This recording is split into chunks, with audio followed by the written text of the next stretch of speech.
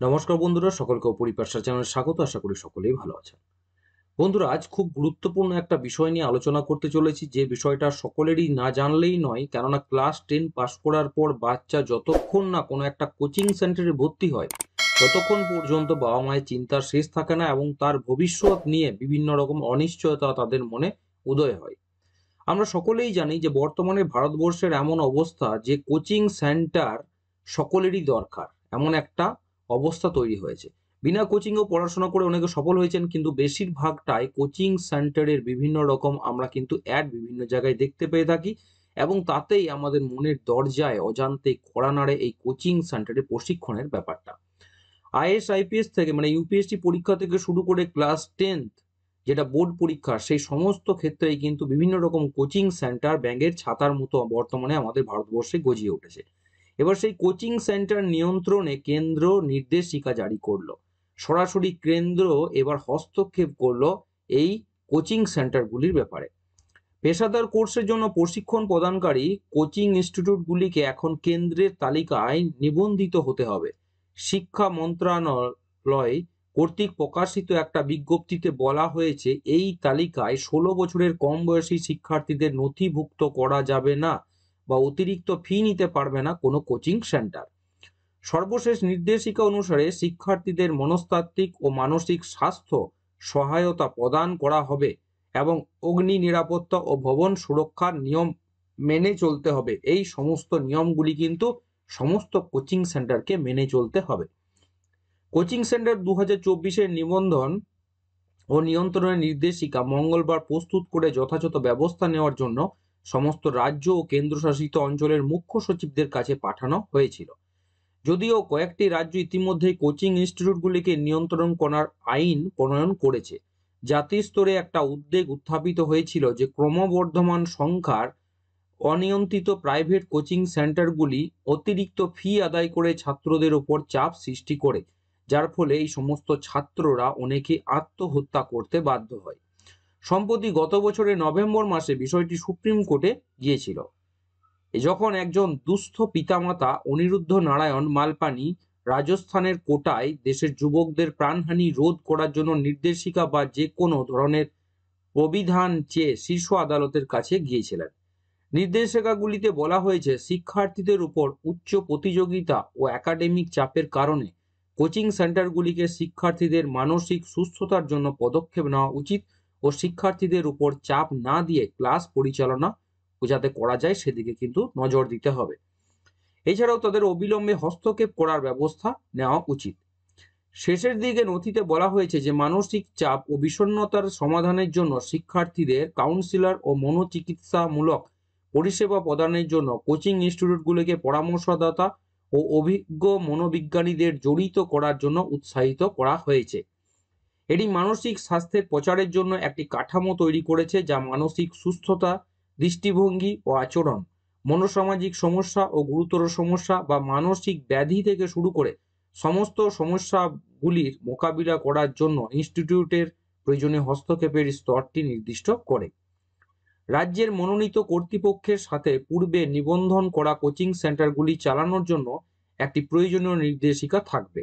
ওই নির্দেশিকাগুলির অধীনে নির্ধারিত আচরণবিধিতে বলা থাকবে, কোনো কোচিং সেন্টার 16 বছরের কম বয়সী ছাত্রছাত্রীদের নথিভুক্ত করবে না বা ছাত্রের নথিভুক্তিকরণ শুধুমাত্র মাধ্যমিক পাশের পরেই হওয়া উচিত, মানে বোর্ড এক্সামের পর। এটি অন্যান্য প্রয়োজনীয়তার পাশাপাশি রেজিস্ট্রেশনের জন্য একটা শর্ত নজির হিসেবে তৈরি করেছে। যেমন টিউটরদের ন্যূনতম স্নাতক যোগ্যতা থাকতে হবে, কোনো বিভ্রান্তিকর প্রতিশ্রুতি বা র্যাঙ্কের গ্যারান্টি বা অভিভাবক ছাত্রদের ভালো নম্বর নেই, তাই শিক্ষার্থীদের জন্য ন্যূনতম এক সরি প্রতি শিক্ষার্থীদের জন্য ন্যূনতম 1 বর্গমিটার জায়গা প্রদান করা বাধ্যতামূলক। অন্যান্য শর্ত ছাড়াও থাকবে একটা কাউন্সিলিং এর সুবিধা। নিবন্ধনের শর্তাবলী বা সাধারণ শর্তাবলী লঙ্ঘনের ক্ষেত্রে কোচিং ইনস্টিটিউটগুলিকে প্রথমবার অপরাধ করার জন্য 25,000 টাকা জরিমানা, দ্বিতীয়বার শর্তাবলী লঙ্ঘনের জন্য 1 লাখ টাকা ও পরবর্তী অপরাধের জন্য নিবন্ধন বাতিলের জন্য দায়ী থাকবে তারা। ফি সম্পর্কে নির্দেশিকাগুলিতে প্রদান করে যে এটি ন্যায্য ও যুক্তিসঙ্গত হবে। কোর্সের সময়কালে বৃদ্ধি করা যাবে না। আর যদি একজন শিক্ষার্থী সম্পূর্ণ অর্থ প্রদান করে থাকে ও মাঝপথে কোর্সটি ছেড়ে যেতে পছন্দ করে, তবে শিক্ষার্থীকে কোর্সের অবশিষ্ট সময়ের জন্য তার প্রদেয় টাকা ফেরত দিতে হবে। রিফান্ডের মধ্যে হোস্টেল ও মেস ফিও অন্তর্ভুক্তি থাকবে। নির্দেশিকাতে আরও বলা হয়েছে যে কোনো অবস্থাতেই স্কুল বা শিক্ষা প্রতিষ্ঠানে অধ্যয়নরত শিক্ষার্থীদের কর্মঘণ্টা চলাকালীন কোচিং ক্লাস করানো যাবে না, যা তাদের নিয়মিত উপস্থিতিতে প্রভাব ফেলতে পারে। নির্দেশিকাগুলিতে পাঠ্যক্রমের ব্যবধান প্রদান করে ও দিনে 5 ঘন্টার বেশি পড়ানো যাবে না। শিক্ষার্থীদের ও টিউটরদের সাপ্তাহিক ছুটি প্রদান করতে হবে। সাপ্তাহিক ছুটির পরের দিন কোনো মূল্যায়ন পরীক্ষা যেন না থাকে।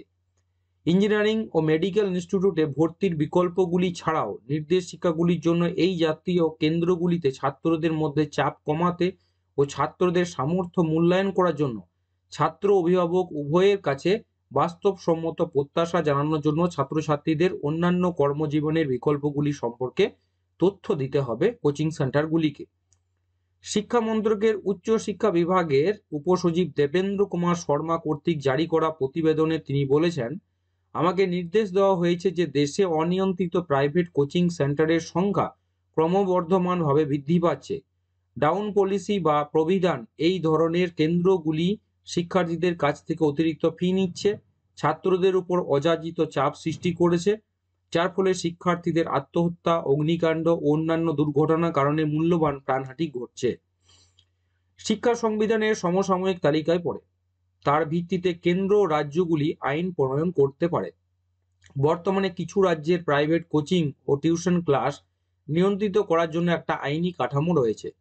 এর মধ্যে রয়েছে বিহার, গোয়া, উত্তরপ্রদেশ, কর্ণাটক ও মণিপুর।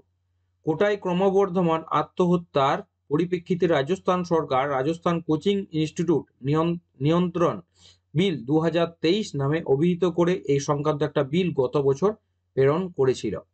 2017 সালে শীর্ষ আদালত এই ইস্যুতে একটি পিটিআই কে নীতিগত সমস্যা বলে অভিহিত করতে অস্বীকার করেছিল। প্রাইভেট কোচিং সেন্টার নিয়ন্ত্রণের জন্য একটা নির্দেশিকা তৈরির বিষয়ে মন্ত্রণালয়ে আলোচনা শুরু হয়েছে। এপ্রিল মাসে রাজ্য ও কেন্দ্রশাসিত অঞ্চলগুলিকে বিপথগামী প্রতিষ্ঠানগুলির জন্য নিয়ন্ত্রণ ও কঠোর শাস্তির ব্যবস্থা নিতে বলা হয়েছিল। সুতরাং বোঝাই যাচ্ছে যে ব্যাঙের ছাতার মতো নিত্য নতুন দিন দিন গজিয়ে ওঠা এই সমস্ত কোচিং সেন্টারগুলিকে এবার একটা নির্দেশিকার আন্ডারে কেন্দ্র সরকার আনার চেষ্টা করছে এবং তার জন্যই এই নির্দেশিকা জারি করা হয়েছে, যার জন্য আগামী দিনে হয়তো আরো কঠোর কোনো নিয়ম আসতে পারে। কেননা এরা শুধুমাত্র টাকা ইনকামের জন্য, বিজনেস করার জন্যই যে এই পোর্টালটি চালু করে তা কিন্তু নয়। এতে উভয়েই কি বলবো বেনিফিটেড হয়, কিন্তু ব্যাপারটা হলো যে অনেক ক্ষেত্রেই কিন্তু ছাত্ররা সাফার করে থাকে। সেই গুরুত্বপূর্ণ দিকটি বিবেচনা করেই কেন্দ্র সরকারের এই সদর্থক পদক্ষেপ আশা করি একটা প্রভাব ফেলবে। আসছি পরে ভিডিও নিয়ে সকলকেই বলবো, যা চ্যানেল নতুন চ্যানেলটাকে অতি অবশ্যই সাবস্ক্রাইব করবেন, শেয়ার করতে ভুলবেন না, নোটিফিকেশন বেলটি অবশ্যই অন করে রাখুন, ভিডিও অবশ্যই একটা লাইক করুন। সকলে ভালো থাকবেন, সুস্থ থাকবেন।